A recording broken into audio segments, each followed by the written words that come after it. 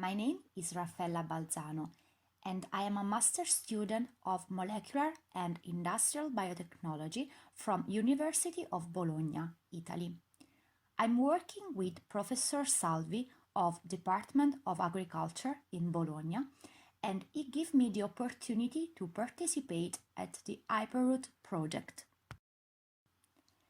Thanks to EPPN 2020, I was able to test the drought tolerance of 3 hypergravitropic barley mutants line from Tilmore collection.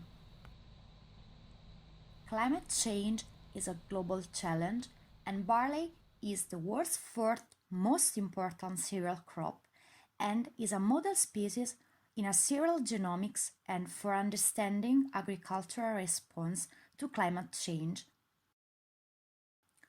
Root architecture plays an important role in a plant productivity and in a water and nutrient uptake. GrowScreen-Rhizo automatic platform located in Forschungszentrum Jülich, Germany, allow me to observe and monitor the length of the root system of these 3 novel mutants compared to control. During my experiment, I collected data concerning root and shoot morphology every 2 days, while GrowScreen-Rhizo automatic platform collected images every day.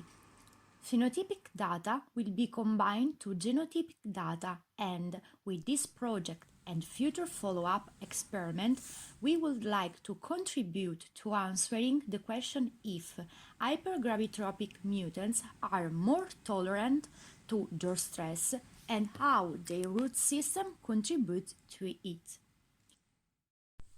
This experience at Forschungszentrum Jülich for me was a great opportunity because I learned how to use the modern facility for plant phenotyping and because I worked in a dynamic research center with researchers from all over the world.